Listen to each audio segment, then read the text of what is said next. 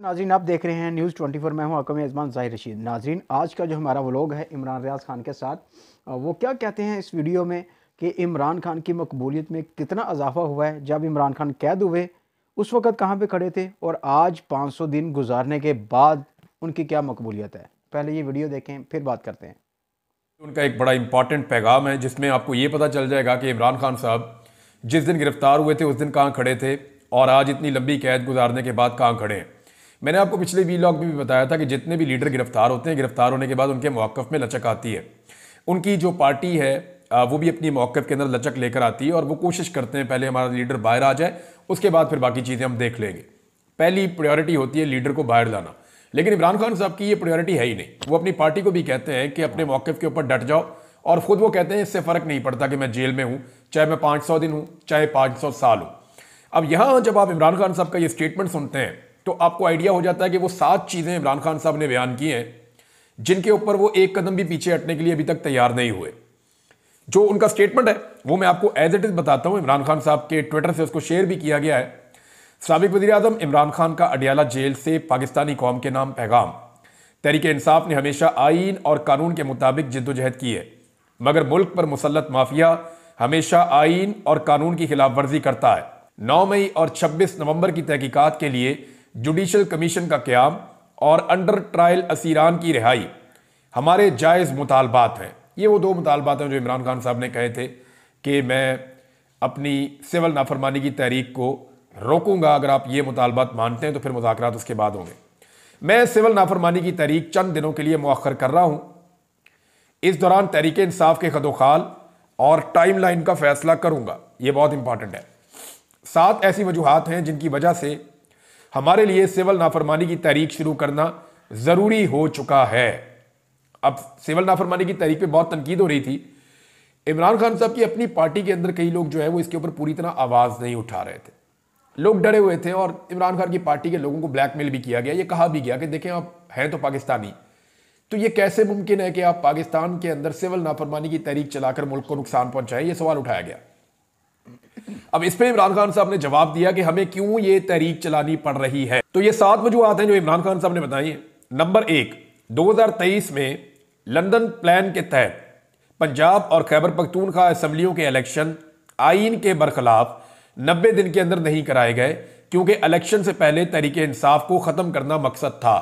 पहली वजह उन्होंने बताई कि हमारे साथ पहली ज्यादती जो बड़ी हुई, अभी उन्होंने ये नहीं कहा कि मेरी हुकूमत कैसे गिराई गई, वो उसके बाद 2023 में आए। उन्होंने कहा जी हमारे इलेक्शन ही नहीं करवा रहे थे, ये 90 दिन आईन और कानून कहता है, इन्होंने आईन और कानून तोड़ दिया, इलेक्शन नहीं करवा रहे थे कि पीटीआई का पहले सफाया करो। नंबर 2, वो ये कह रहे हैं कि 9 मई से पहले ही मुझ पर 140 से जायद मुकदमात बना दिए गए। रेंजर्स ने मुझे इस्लामाबाद से अगवा किया जिसको सुप्रीम कोर्ट ने गैर कानूनी करार दिया।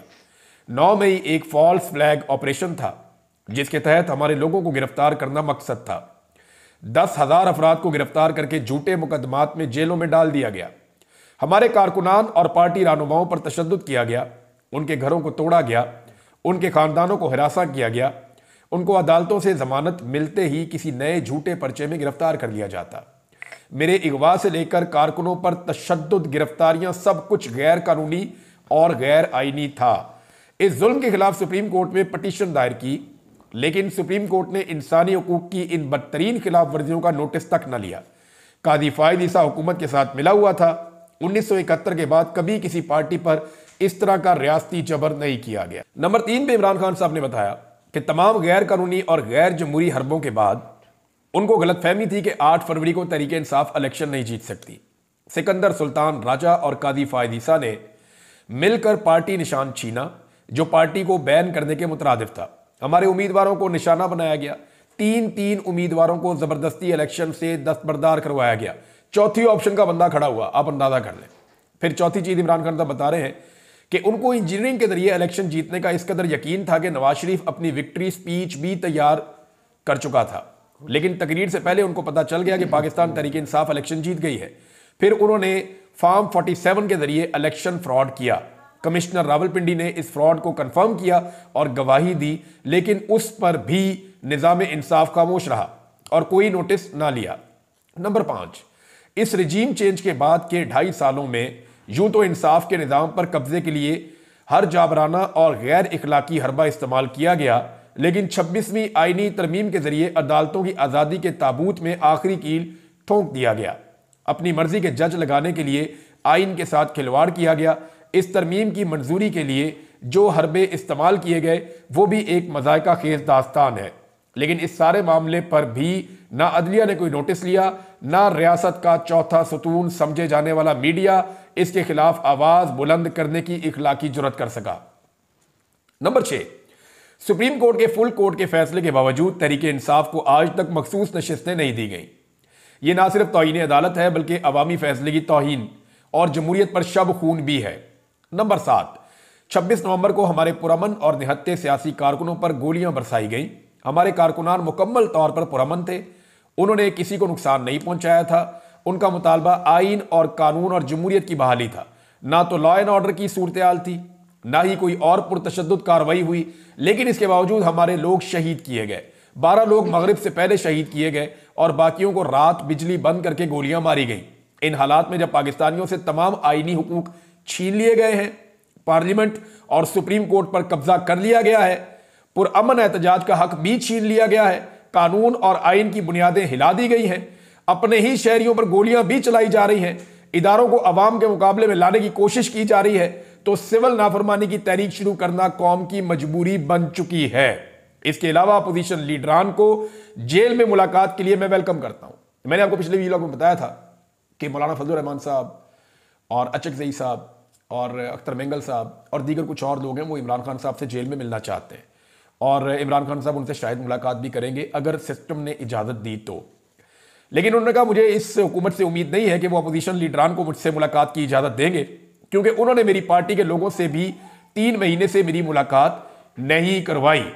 ये जनाब इमरान खान साहब का स्टेटमेंट है और उनका बड़ा क्लियर स्टेटमेंट है। बाकी खबरें मैं आपके सामने रखता हूं। नाज़रीन, वाकई सूरत हाल वहां तक पहुंच गई है कि अब इमरान खान साहब की बात माननी पड़ेगी। यानी नजम सेठी साहब हो गए और कुछ और भी सहाफ़ी हैं जो इमरान खान साहब के खिलाफ ज़्यादातर वो रिपोर्टिंग करते रहे हैं और उनका बयानिया इमरान खान साहब से मुतसादिम रहा है, यह नजरियाती इख्तलाफ रहा है और यह सबका हक होता है। यानी अगर किसी को इमरान खान साहब के नजरिए से इख्तलाफ है तो वो ये हक इस्तेमाल कर सकता है अपना, और अगर मुझे किसी के नजरिए से इख्तलाफ है तो मैं भी ये हक इस्तेमाल कर सकता हूं अपना। तो यही आज़ादी इज़हार राय होती है। लेकिन बाद लोग जो हैं वो जब साजिशों का हिस्सा बनते हैं और अजीब अजीब काम करते हैं तो फिर उनको लोगों की तनकीद का सामना भी करना पड़ता है। नजम सेठी कहते हैं 1 साल लगा लो या 2 साल, आखिरकार इमरान खान के साथ मुकमुका करना ही पड़ेगा। बेहतर है इमरान खान के साथ बात करके इसे अपने और मुल्क के लिए इस्तेमाल कर लें। बटन दबाकर इमरान खान फारिग नहीं किया जा सकता। बहुत सारे लोग अब ये मान रहे हैं कि अब रास्ता ही कोई नहीं है, यानी इमरान खान साहब के साथ बात नहीं करेंगे तो फिर कहां जाएंगे। राणा सनाउल्लाह साहब ने भी अब स्टेटमेंट दे दिया है और राणा सनाउल्लाह साहब ने कहा कि जी 2 स्टेटमेंट उनके आए। एक तो ये पीटीआई से मुज़ाकरात में एस्टेब्लिशमेंट नहीं, इमरान खान साहब ही रुकावट हैं। एक तो वो अब नरम स्टेटमेंट दे रहे हैं निस्बतन। दूसरा राणा सनाउल्लाह साहब का एक और स्टेटमेंट भी है जिसमें उन्होंने ये कहा कि देखें चाहे यूनिफॉर्म के अंदर जो लोग हैं 24 तारीख से लेकर 26 तारीख तक लोग यूनिफॉर्म में हों या बगैर यूनिफॉर्म में हों, दोनों तरफ इन्ना लिल्लाहि व इन्ना इलैहि राजिऊन होना चाहिए और दोनों तरफ से ये बात होनी चाहिए। तो मैं एक चीज़ में क्लियर कर दूं कि पाकिस्तान तहरीक इंसाफ ने और सब ने जो बावर्दी रेंजर्स एहलकार जिनकी शहादतें हुई, जो एफसी एहलकार की शहादत हुई, इस मामले के ऊपर सब ने इजहार हमदर्दी किया और ये शहादतें एक हादसे के नतीजे में हुई थी, लेकिन इसके बावजूद सब ने इजहार हमदर्दी किया और क्योंकि वो अपनी ड्यूटी के ऊपर थे और दौरान ड्यूटी, अब ड्यूटी आप उनसे क्या ले रहे थे ये एक अलग बहस है, लेकिन दौरान ड्यूटी वो शहीद हो गए। वो तो अपना काम करने आए थे, तो वो शहादतें हैं उनकी, तो उनके ऊपर तो सबने जो है वो कहा कि अफसोस का इजहार भी किया, हमदर्दी का इजहार भी किया। जी हाँ, बिल्कुल नाज़रीन, जिस तरह इमरान रियाज खान ने आज के अपने इस व्लॉग में बताया कि इमरान खान के जो अहम 5 निकात थे जो उसने कहा, अपने कायद कारकुन के लिए एक अहम मैसेज भी दिया कि अगर इसके ऊपर फैसला हो जाता है, अपनी पार्टी को भी बोला कि यार अगर इस तरह किया जाए तो ये फंस सकते हैं। कौन फंसेगा उसमें? उसने अपनी आज़ादी के लिए अपने जो नकात पेश किए हैं कि अगर इसके ऊपर अमल कर लेते हो तो फिर हम आपके लिए जो है ना डायलॉग की तरफ हम आते हैं।